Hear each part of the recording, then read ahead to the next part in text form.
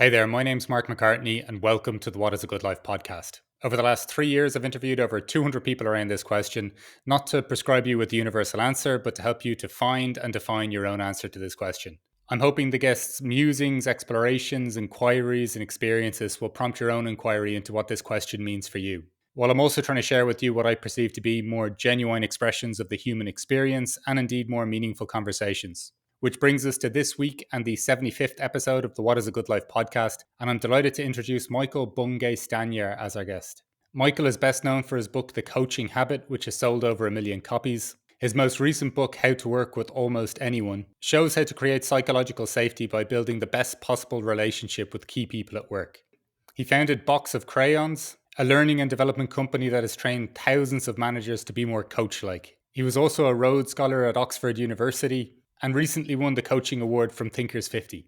In this insightful conversation, Michael shares the origin and meaning of his big goal to infect over 1 billion people in the world with the possibility virus, and the significance of feeling deeply defeated by ever greater things. He notes the importance of sharing the spotlight with others, maintaining humility while knowing what we are good at, and amplifying that. Throughout this conversation, he highlights the inherent value and worth we all have as human beings, and his desire to embolden people through making them more aware of this truth.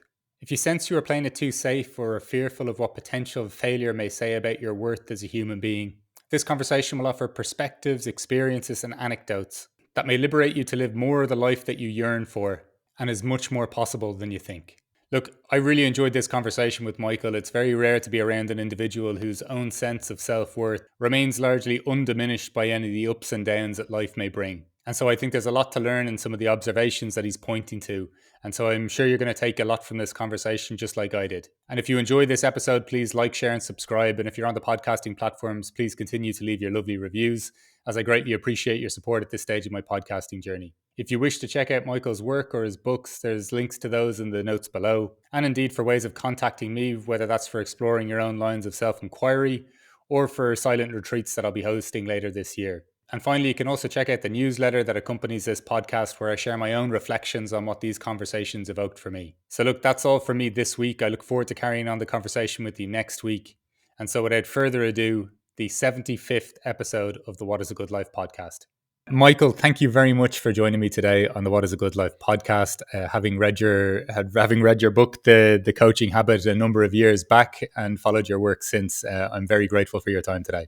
My pleasure. It's a great, big existential question, so I'm happy to wrestle with it. Wonderful. So as I tend to kick these things off with Michael, it is with the question of, is there a question you're trying to answer as you move through life? Well, that's evolved over time, but I can tell you the question that I ask myself now, and it's not as much, there's a question implied in it, but it comes from a line from the poet Rilke, and he wrote a poem, and Rilke, I think, wrote around like the early 20th century. And he wrote a poem, and its translated title is The Man Watching. And it's a fantastic poem because it effectively talks about wrestling with an angel. And, the Christian biblical story of Jacob and the angel. And I'm an atheist, so I don't totally know that story. But in the poem, his point is twofold. One is, if you wrestle with an angel, you're always going to lose. Like, there's no winning against an angel. But the actual insight is that the angel only chooses to wrestle with a few people, the people who are actually up to something that matters. So, defeat by an angel is the goal. And there's a line that I keep it on my desk, actually. It was given to me by my publishing company because I quoted it in one of the books that I wrote. And they liked it as much as I do. And the line is, winning does not tempt him. His growth is to be the deeply defeated by ever greater things. So, the question is, how do I be deeply defeated by ever greater things? That is an absolutely glorious question, isn't it? Mm-hmm. Deeply defeated by ever. What comes to mind for you with that? What kind of what's your experience even with that question? Well, one of the things it does is reminds me that I've basically already won. You know, I've been lucky most of my life. Everything from being born as who I am, like tall, white, English speaking, overeducated dude, to little things like being born with a cleft lip and palate, but being born in 1967, so people knew how to operate on it, and it meant that I could, not be exiled from society because I had a weird face. Um, and then things like having the Coaching Habit book, which is how you found me, become the best-selling book on coaching this century and become a smash, and create a degree of financial freedom. So I get to feel like my work is making a difference in the world. Plus, I'm getting compensated for it. Plus, I live in Canada, so I live in a secure democracy and it's not yet swung to right-wing fascism. So I've already won. So it's less interesting for me to be playing games where I just can keep winning. It's more interesting going, what am I trying to do here? How do I, and maybe this is a different answer to your question, which is, my personal mission is to infect 1 billion people with the possibility virus. How do I help people see choices and make brave choices and try things? And so it's a reminder that I've already won. And it's a reminder to kind of stay restless and keep kind of growing and exploring the edge of who I am. Just because it's such a kind of evocative phrase or something, the idea of wrestling with an angel. It almost sounds like it can be quite a grounding thing to realize that's what you're doing at that particular point in time. You know, the way you just kind of mentioned a series of wins, a certain amount of freedom or liberty in your Yeah. life. Like, can you give me a sense of if you've like had a moment where you're like, like where there's been a kind of a liberation, even in the acknowledgement or the awareness that that's what's occurring at this point in time? The moment for me is like when I'm trying to figure out what to do next. Because I often think of what I do in projects. I'm writing a book, so that's my project for now. I'm trying to design a course, so that's my project for now. I'm trying to do this, so that's my project for now. And a writer called David Allen taught me this many years ago. He wrote a book called Getting Things Done, and he just said like it's easier to manage your life as a series of projects because projects have a start and they have a finish, and it means that you can start something and then finish it, and then go right, I'm done, or you can abandon it and say, all right, I'm done. Whereas if you think of your life as just an ongoing series of tasks, it's never ending. And so what it means is that I'll have these ongoing moments where I'm like, okay, what's the next big thing I should be doing? And I'm easily distracted. I'm a shiny object syndrome guy, SOS. So I'm being pulled in different ways, and it's really helpful for me to go, what's my best guess at the best project for me to say yes to? And if my goal is to infect 1 billion people with the possibility virus, and my goal is also to wrestle with an angel and try and be deeply defeated by ever greater things. How do I be ambitious for myself and for the world in the work that I do? And just the just the notion then of it infecting 1 billion people with the possibility virus. How did that come about for you? What was Yeah. the evolution even of that idea for you? Well, I've had this as a phrase for over 20 years now, and honestly, it sounded better before we had a pandemic that swept the globe. It has a less perhaps emotion or a different emotional resonance now. But I was just doing some work, and I was part of a men's group called the Mankind Project. Yeah. It's a gathering of men trying to help men figure out what it means to be a man in the 21st century, helping men be better articulate about how they're feeling and learn how to communicate that because mostly we're a bit crap at it.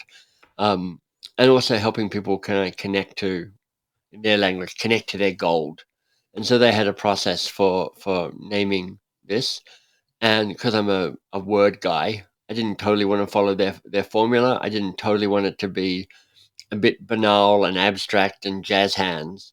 Um, and so, I thought about this and I had an idea and I worked at it and I found a phrase that had resonance for me because um, a billion people is a really large number of people. So it's got that kind of, whew, that's basically impossible, but not 100% impossible, only 99.93% impossible. Um, and the possibility virus gets to a fundamental belief I have about the work I do, which is trying to help people. And this is somebody else's phrase, but to take responsibility for their own freedom. So to own their life and act on their life and find out what works and try things. Um, and then the infecting and the virus thing is me committing not to have to be the hero of the story. Like my job is to try and put ideas out into the world and hopefully have them spread. So the coaching habit is my most successful version of that because it sold, a million and some copies. Um, and I don't even really mind that, what I teach in that and the 7 questions I suggest in that often get, replicated and attributed without kind of like Michael wrote this. In fact, that's kind of success for me because even Right. though one part of me would like the recognition, a bigger part of me goes, it's really hard to get an idea to spread. It's really hard. And to keep spreading after 8 years, because that's how long the book's been out in the world.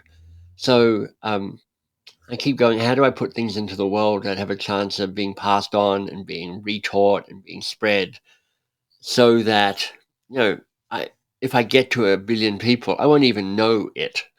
Because who Right. knows how many degrees of connection my work has kind of touched now. Um, but I don't care. I'm just going for that, trying to make that world a little bit better. There's a few things you mentioned there, even the Mankind Project or even men's work, but just to briefly touch on the sense of, this big ambitious goal, but then not wanting almost to be the center point of it or the hero in the story. Is that something you've learned over the years? Is that something that's always remained relatively consistent with you, or how would you describe that? Yeah, it's a tension in my life for sure. Um, I have I I would like to be a little more famous. I don't want to be super famous because that looks like a drag. I'm already um, well known in some small circles. Like I'm a medium-sized fish in some small ponds, and I like that. Literally the last 2 months, almost everywhere I've gone, somebody's gone, I know you. Thank you for Right. the work you've done. And I'm like, this is fantastic. I mean, a year ago, I was in the Netherlands with my wife and a friend, and we were in a train and we were just talking. And this guy gets up from the back of the train, walks up, and says, I recognized your voice. Thank you for the stuff that you do. My wife and my friend are like, that is amazing. They were like disbelieving. And I was disbelieving as well. It was like, it was a cool moment. But I don't want to be besieged by people. There's a way that fame is very overrated. Um, but more substantive to this, um, the world um, operates on on power, and there are a lot of groups of people who have less power than I think they should. And there are some people who are overrepresented in the corridors of power, and people who look like me are overrepresented. So, I have so many of the cards. Like I'm, middle-aged, articulate. I'm a Rhodes Scholar. I'm a best-selling author. Blah blah blah blah blah blah blah. Um, that my job really is to try and get out of the way and allow that spotlight to find other people. Um, so I really don't want to position myself as the guru. I feel very uncomfortable when occasionally I'm introduced as the guru of whatever. I'm much more interested in going, if I can find somebody else to take the credit to step into the space. I have a couple of women who are running two parts of my business, and I love that. It's not some of the stuff I'm proudest of is watching Shannon and Ainsley learn and grow and succeed and take credit for the success of stuff that I started, but then got out of the way and helped them take on. I just curious. I interviewed someone before, a guy called Thomas More, who wrote a book, "Care of the Soul," and that had huge acclaim as well. And just I was curious about his experience, and perhaps just even how you just described there of being introduced as a guru. How do you how does that sit, like going from like a huge success within something? Like how do you feel like you, maybe even in hindsight, manage that process, or what surprised you about even yourself through the process? Well, at its root, guru simply means teacher. And I am a teacher. That is exactly what I do. I'm a good teacher. I'm a good facilitator. I'm a good simplifier of complex things. So I love the title teacher. That feels very true to who I am. I don't like the word guru because it feels with guru an overinvestment in status and power. Um, in terms of the acclaim and the kind of the notoriety that comes with the success that I've had, and this will sound paradoxical, I'm pretty good at staying pretty humble. I don't know that statement is a paradox because I'm like, as soon as you start boasting about how humble you are, you're not being humble anymore. But for me, humility is not abasement. Humility is a groundedness into knowing who you are and what you're good at and what you're not good at. And so the list of things I'm not good at is manifold and exhaustive and exhausting, quite frankly. The list of stuff I am good at is a much smaller list, but there is a bunch of stuff I'm really good at. Like I'm a good writer, I'm a good teacher, I'm good at championing others, I'm good at trusting others, and I keep trying to play to those attributes of who I am. Just when did you start to? Because I always love this when people say that in a with the I think humility is almost a tone that you feel sometimes. It's not just somebody saying the words I'm humble, or I have humility. Um, just I love when people say that they're good at something with with that tone or that resonance of humility to it. When did that become quite apparent to you, or like even the things that you've pointed to there in terms of like I'm pretty good at these things. Yeah, When did you kind of have a healthy relationship with that?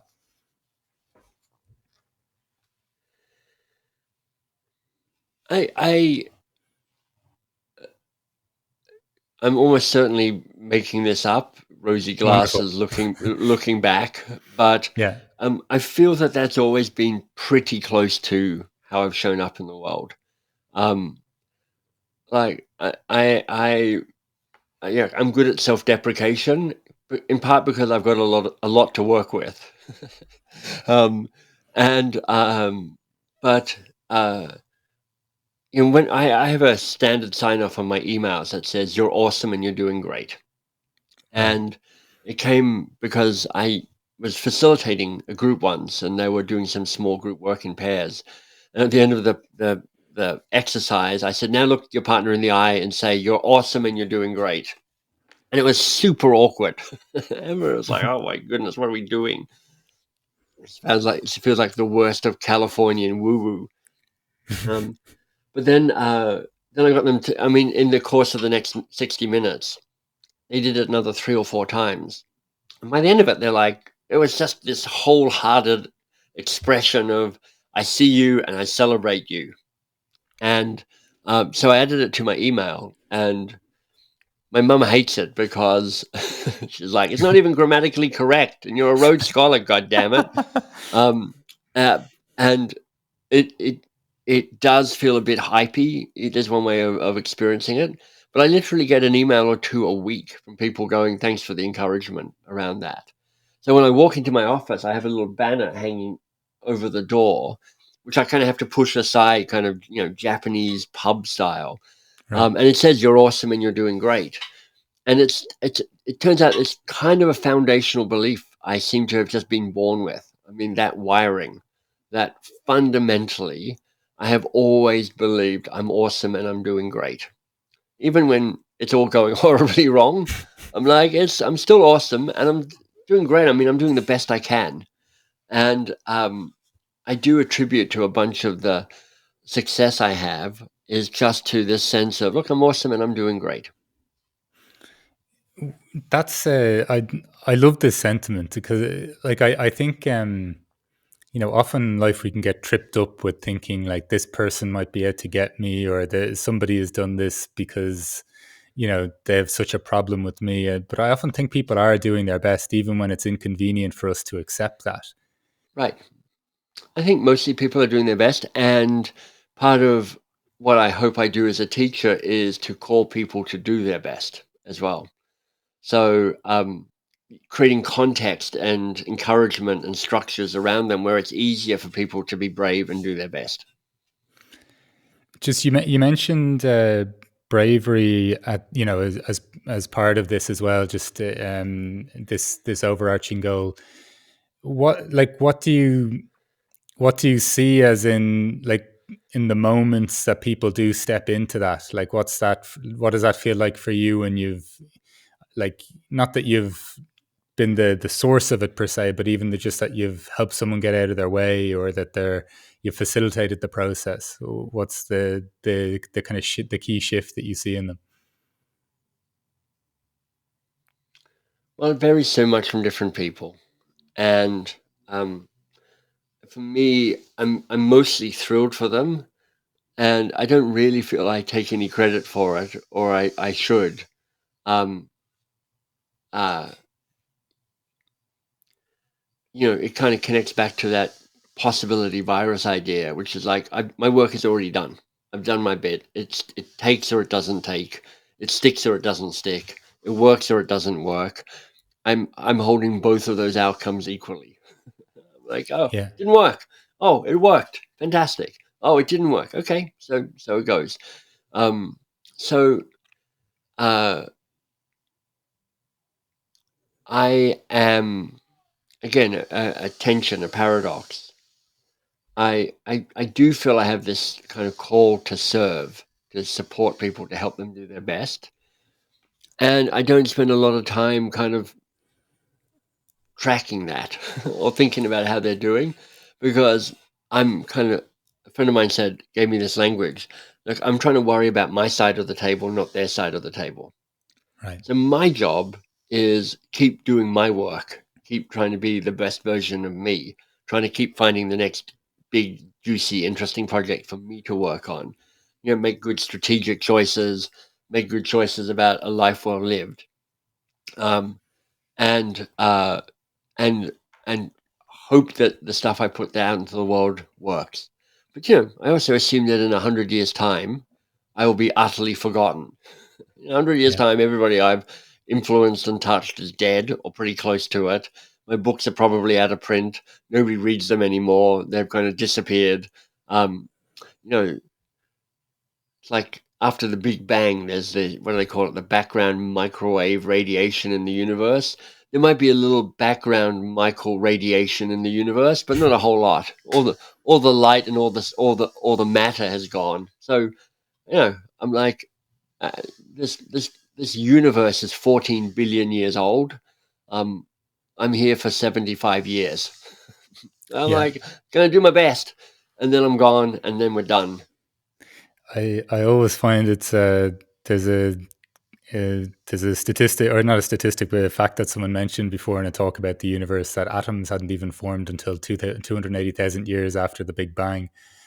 And I'm Right. always for whatever reason, just that makes me feel utterly and wonderfully insignificant in the whole process, if you know what I mean. I do. And what's cool about that is then to realize, I mean, you will have heard, and most people have, that, we are made up of stardust because of, our chemical composition. And that is true. And we are also made up of Big Bang dust. Like, we have the Big Bang as part of our DNA, as part of our makeup. I think that is amazing. That's so cool. But I love even how that almost turns into how that almost lends into you're awesome and you're doing great. Like, Right, if that's what we're carrying, then what what are we not appreciating about ourselves? right. And it's also deeply ordinary at the same time. And I think that's again, today obviously is a day of paradox and tension, but I love the fact that we've got this miracle and awesome and just it's just the ordinary thing. I mean, everything is stardust. Everything is made up of the Big Bang. Everything.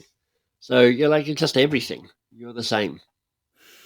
What has that been like for you in terms of did paradox always come easy for you to hold? Like, I know you're even using the word tension as well, but was there a realization involved in that for you, or has that been a shift for you at some point in your life?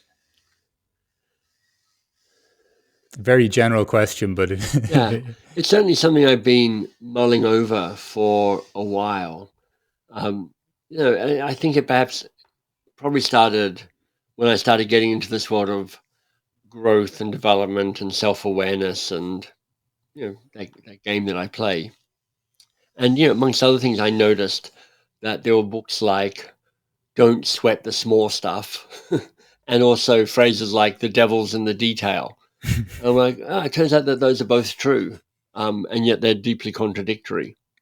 And in fact, probably 10 years ago now, I was chatting to Brene Brown, and which is not something I do on a daily basis. I just happened to be talking to her that day. And I pitched her this idea of she and I writing a book together on paradox. So I think there's something just inherently true about um, the lives we lead. Our lives deeply matter, and they don't matter at all. Yeah. You know, this kind of moment of humanity is incredible. This person that you are is incredible. The odds of you being you now are just like ridiculous, ridiculously small. I mean, there are so many random things that make this life we have possible. You know, the fact that we've got a liquid core to the planet means we have a magnetic shield around the Earth, which means we're protected from the sun's radiation. The fact that we have tectonic plates means that mountains are continually forming, the Earth is continually reshaping itself. And that matters because if it didn't, it would just be worn down flat. That's what would happen. It would be all erosion and no growth, which means that the planet would be covered in a mile and a half of water. So, there might be life, but there's no podcast happening and under a mile and a half of water. The fact that we have a moon that is much larger than any other moon in our solar system, because, some planetary body hit an early version of Earth, threw up all the matter into the sky, and it became our moon. And you're like, so, well, that's pleasant, but who cares? Why would we care that we have a particularly large moon? It's like, well, that the moon's gravity keeps our planet stable. It means our north-south pole is stable. And that matters because it means that we have consistent seasons. And that matters because it means that we can grow food. And that matters because when you are able to grow food consistently, you're able to build cities. So civilization doesn't happen unless there's a big moon in the sky.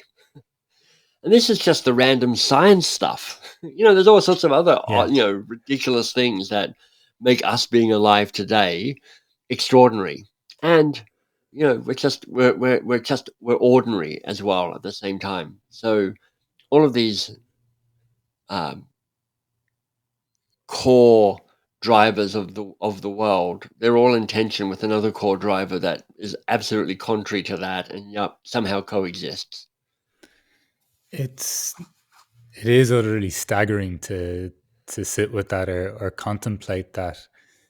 Do you do you find yourself, you know, sitting with, like, let's say, very big picture perspectives at times? Is that an intention of yours sometimes to sit with these things? Like, or is that does this just catch your shiny? Is this a shiny object sometimes that just catches your eye, or how do you? Is there an intentionality in acknowledging that as well? Well, you can tell by the way I'm talking about it that this is not the first time it's occurred to me. I'm not Yeah, having an aha moment on your show. I am having a reconnect to awesome on your show yeah, because it is amazing to think about that. So it's not something that I spend, I'm not a philosopher. I don't spend each day kind of going, all right, let me mull over my existential place in the universe. Um, but it is stuff that I've thought about and written about and touched on. And when I can come back to it, I can keep going, oh man, this is incredible. This is yeah, extraordinary. But mostly my days are spent chopping wood and carrying water, to use that Zen phrase, doing the work that's required to move the project that I've chosen forward so that I can infect a billion people with the possibility virus so I can be deeply defeated by ever greater things. On a day-to-day basis, it means doing email and looking at my overwhelming list of to-dos and trying not to get overcommitted on my calendar so I've got space for deep work. I mean, it's all very quotidian, the stuff yeah. that I do on a daily basis. Just when you even mentioned the deep work and the the reference you gave to the Mankind project earlier, and the impact that had on you at a particular point in time, what led you to enrolling or engaging with something like the Mankind project? I can't specifically remember how I came across MKP. And I'm taking it, Mark, that you know their work, or you've Yeah, done yeah, that you've yeah, done that stuff. Yeah, yeah, great. And so you perking up when I mentioned it. Um, the there's a saying in marketing that people buy medicine, they don't buy vitamins. And so I had something I was trying to solve for, which is not being hugely well connected to how I feel. right, I am a man who lives in his head a lot of the time. Um, there are times where I catch myself thinking that my body is purely a vehicle to carry my head around. Um, and uh, I remember reading Dan Siegel's book. Kind of educational psychologist, I think. And the book he's written a number of books, but the one I was reading, I think is called Mindsight. And he just talked about part of the work of growth is integrating. You're integrating head and heart. You're integrating past and present. You're integrating past and future. You're integrating spirit and intellect. There's all sorts I think he's got 8 or 9 different integrations that you can work on to be whole. Because as Carl Jung said, I'd rather be whole than be good. And so the right. work is to kind of get that complete sense of who you are. And I'm like, I'm just not that great at um, knowing how I'm feeling. And if I don't know how I feel, how am I going to talk about how I feel? And I was part of MKP for probably 10 years. You do a weekend training, which is a kind of immersion thing, um, where you kind of get provoked and challenged and kind of shaken around a bit to try and make you think about what it means. And then you work in small groups. You meet it every couple of weeks, I think, to kind of check in and see how you're doing and give people a chance to talk about what's hard or messy or confusing. Give people a chance to kind of work through some stuff. And I'd made some progress in getting more articulate about how I'm feeling. I've still got a lot of work to do, though. It's I love the sense of Carl Jung's ideas around wholeness, and even just the it's a quote I've shared before on this podcast, but I love it so much, the idea of for the branches of a tree to go to heaven, the roots have to go down to hell, and Oh, I almost didn't know that, but I like that. Yeah. that sense of what, like, if we're going to be open to the absolute joys of life, we have to almost be open to the absolute sorrows with it as well. Mm. And it almost like that's almost like runs counter culture to the ideas of a lot of things we have in terms of avoiding pain, avoiding suffering, but Right. what you're alluding to there, even at the start, of being deeply defeated sometimes, we also do it Exactly. with defeat as well, or what Yeah. we could perceive as failure. And it's amazing how much it narrows our life. I've got a niece who's 20, and poor her, 'cause I keep talking about her on podcasts. Luckily, she doesn't listen to any podcasts that I show up on. Um, but last time I was back in Australia and talking to her, she kind of, as a throwaway comment, said, "Look, I only ever do things that I can win at," and I've just held that as a very sad statement, because it's a complete misunderstanding of what it means to have a good life, in my opinion. Um, you know, if all you do when you're 20 is do the stuff that you're going to crush and win, all you're ever going to be is like a very successful 20-year-old, even when you're 40.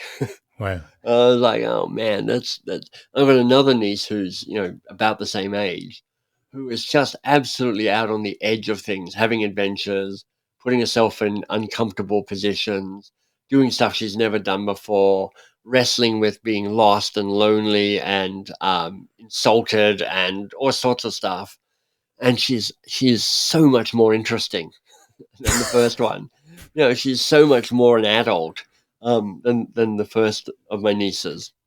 And that first niece is only 20, and people's brains don't even finish growing till they're 25 or 26. So there's all sorts of things that can change and shift there. But I was sad to hear her say that when she did. But it is a fascinating thing that you can kind of keep hearing, though, as you're saying, that people hold on to that, and even the sentiment of I'm doing everything right and yet I don't feel so good. Even just the Yeah, idea that they could be doing everything right and then their feeling of life doesn't correspond with the sense that they're doing right, everything right in their life. And I right. guess the culture or the sentiments of what we think we're doing could be so pervasive and powerful, or that we just think we have to keep doubling down on some sort of prescription that we've received as well. Yeah, and there's a thousand societal nudges to take you that way. Social media, just social media, which is not just, but it's a big thing, where you're like mostly trying to post your moments of glory and looking cool. It doesn't really allow you to be a mess. Even people who show up as a mess are kind of doing performative messiness. It's exhaustingly performative, and it's partly why I have a small team of people who kind of do my social media for me, so I don't have to accidentally get sucked into kind of trying to look shinier than I actually am. What just in terms of that for you, and you'd already mentioned that you'd already felt very close to who you were, you knew what you were good at, and in terms of just even a performative sense of life, like do you feel that that's been something that you had to let go of yourself, or learn, or is that once again quite natural to you?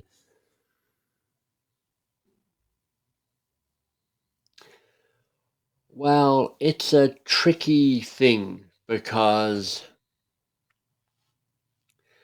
you know there are conversations about be your authentic self, and I'm like, well, first of all, I'm not entirely sure what my authentic self is. Like, there's a lot of learned behavior. Yeah. There's a lot of, oh, crossroads I've come to a thousand times in my life where I've gone, okay, I'm going to go right. Oh, I'm going to go right again. Oh, I'm going to go right again. And then I've somehow ended up that being a defining characteristic of who I am. And, the thing that always bugs me with when people go, oh, just be your authentic self. I'm like, what if my authentic self is a nasty, narcissistic a hole?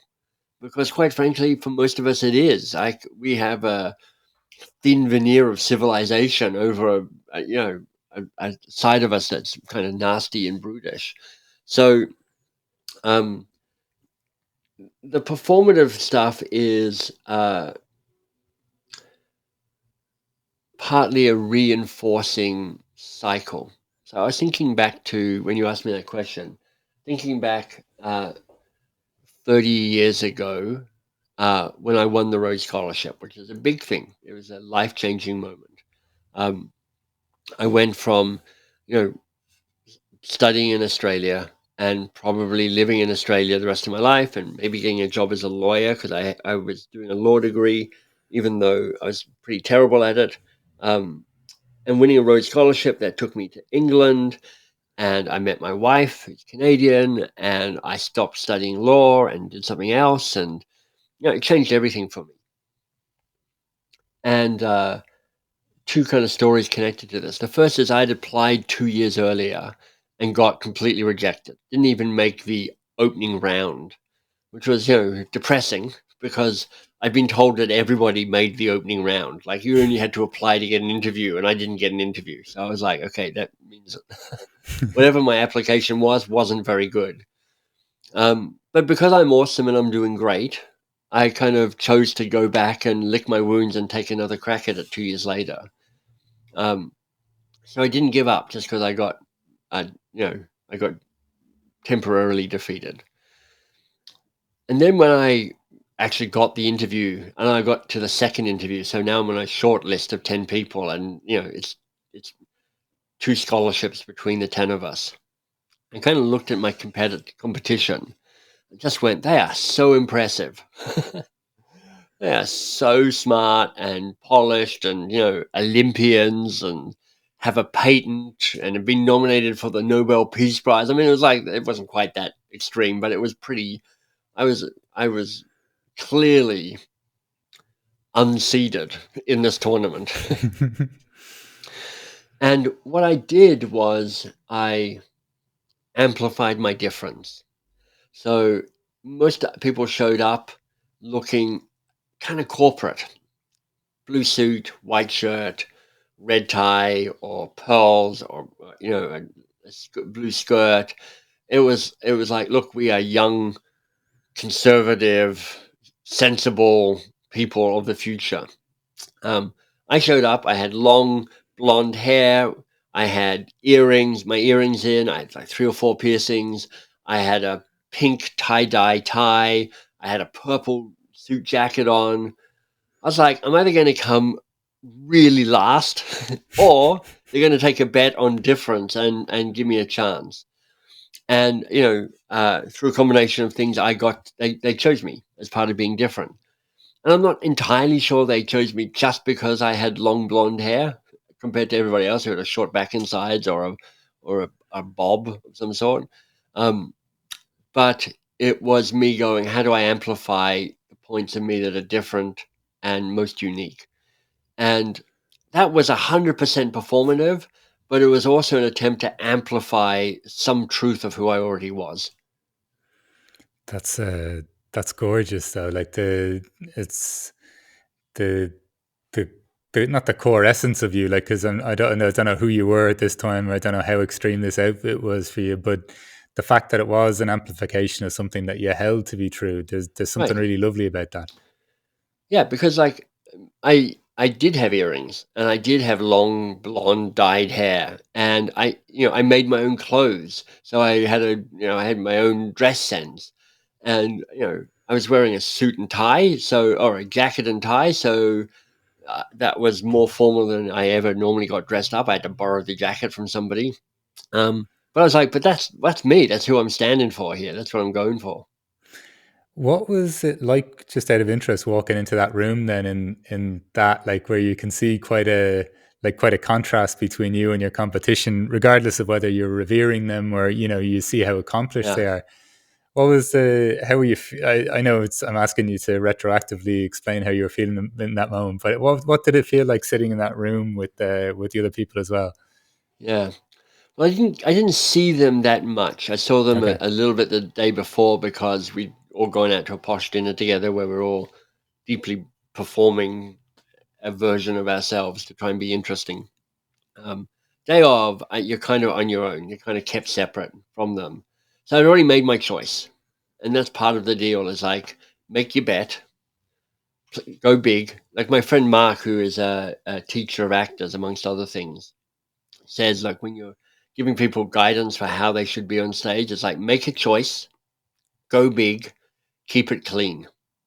Wow, I So like that. choose your choose your path, commit to it, amplify it. Like if you're going to do it 11 out of 10, and then keep it clean. Don't overcomplicate it, but just kind of make the essence of that. So I'd made a choice, gone big. I was keeping it clean.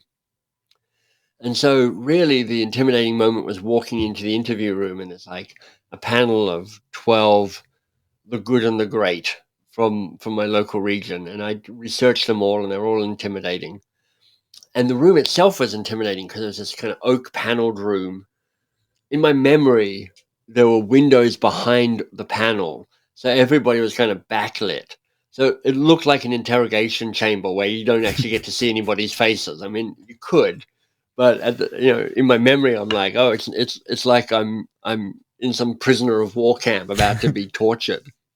And then the first question was it was a hard question because the person is off to my right said, Michael, you've done a bachelor in English literature, you've done a law degree, and now you're choosing to do politics, philosophy, and economics at Oxford. I mean, what's wrong with you? Can't you make up your mind? And I said, well, yes and no. And it was unwittingly a comic reply. I didn't realize I was making that joke, but it's a good joke. It is a good joke. And everybody laughed. And I laughed. I remember one of the panelists going, I don't think he meant to say that. Or he meant that to be funny. And I was like, that is 100% true. I did not realize I was making a joke at that time. But I capitalized on the moment. Like I was like, oh, okay. I was funny. That's good. All right. I like being funny. That's kind of a part of my style, which is like to have some humor as part of this. And, I think it made the interview different and memorable for people, and that there was laughter. Isn't it just crazy though? I met I'm living in Berlin, and I met my wife. She's from Germany in northern India, and I'd never in a million years would have imagined living in Germany. It's Right. just, you apply for this, you don't get it initially, you don't even get the interview initially, you go again, I'm great, I'm awesome, um go through this whole process, then you meet your wife, and then you're living in Canada. Yeah. It's Exactly. It's a really, series of unexpected twists. so even we've had the bigger picture stuff of, like, the universe is 14.6 billion years old and all this stuff, and then even just on the very human level, just these innocuous little moments and the kind of the paths that they weave. Yeah, that's exactly right. So for you then, just, is that, like, you'd mentioned that being something that you just got back on you got back in, you applied again in a couple of years time. Yeah. Is because I do think, even just when you use the example of one of your God bless her, one of your nieces, the sense of just, okay, this is just, did that become a realization very quickly that this is just a part of life? If I'm going to be playing it, as your friend says, big, if you're going to commit to things, Yeah. like, was that an early realization for you? Um, I think it'd be overstating it to say an early realization was driven by I need to play big. Like I was going for a Rhodes Scholarship for uh, uh, familial reasons. Like my dad had studied at Oxford because he grew up in Oxford. He was English, and so I was like, I want to go to Oxford, and this is the only way I can get there. Right. Um, and I was like, it'd also be like fantastic on my resume to be a Rhodes Scholar. I mean, it's going to be a big boost to my status and whatever else in the world. Although I'm not totally sure how or why, but it's a prize. Um, it's just that I'm not going to get too downcast by it not working, and that feels like because I'm like this is a failure of a project, not a failure of me. Right. I'm awesome and I'm doing great. I wouldn't have used that language then.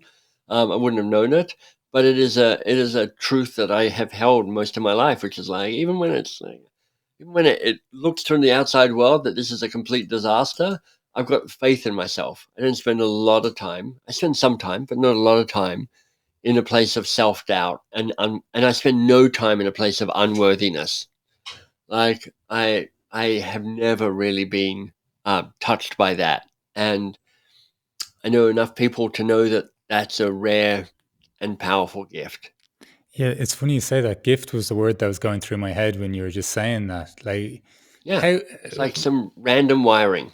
Yeah, just as simple as that. You think? I think so. I mean, I had parents who were supportive and encouraging, although also bemused because they don't have the level of confidence that I was born with. And honestly, they've told me since that like we spent the first 15 years of your life to finally land in a pile of shit and learn your lesson. But I would always land in a pile of shit and jump up and go, ta-da! and they're like, okay, so this is just the way this kid rolls. But they're also very kind of encouraging. I mean, I felt I always had my parents at my back. That's beautiful. I just love that sense of knowing your worth. Like, but also even I think that's one of the most liberating things that people could experience is to not have the outcomes of what they do to be attributed to their own sense of self worth. Because Right. I think that's where so Like much even of the when I fear go, comes. I was really bad at that. Yeah, I sucked at that. I don't believe that I suck. I just believe I sucked at that. And it's a utterly different way of seeing the world and yeah, seeing myself in the world.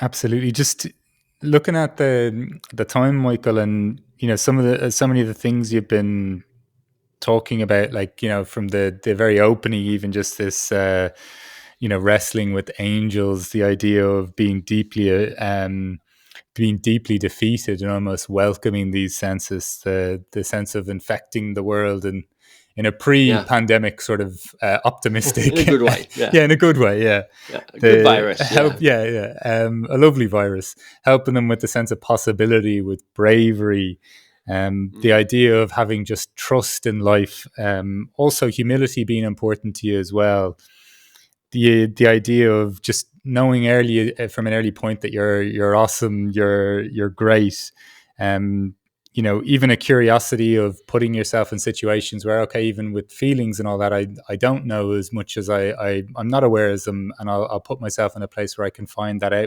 more out about that, the ability to hold tensions and paradox, the bigger pictures in life, a feeling of being called to serve, and then this lovely idea as well of even just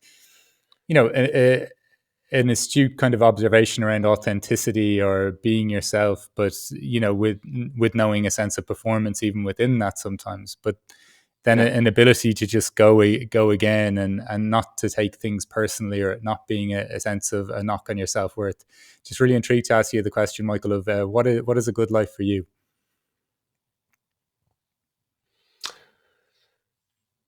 Well, I think all of that is it. I mean, um, in the end, well, I'm not sure I can articulate it in a single sentence or a single crisp thought. I mean, there's something about doing work that is thrilling and important and daunting, and also loving and being loved. And if you've got those two things, you've crushed it. There you go. It was succinct in the end, after all. Yeah. It's funny. When I interviewed 100 people around this, first of all, the word love only explicitly came up in around 14% of the interviews, I think it was. And I was always quite confused. It would come up, it was implicit in the fact of, let's have, relationships, partner, children, Mm. friends, all of these things. But I think that's that resonates a lot with me, the sense of thrilling work and then loved and being loved. And I think you're damn right. If you have those two things in your life, it's a long way towards having a good life. Yeah, the rest is mere detail. Yeah, Michael, look, thank you so much for your time and for joining us here on the What is a Good Life podcast today. Really appreciated. Loved hearing your reflections, your experiences, and your thoughts on the question as well. So much appreciated. yeah, my pleasure. Thanks for having me. It was a great conversation.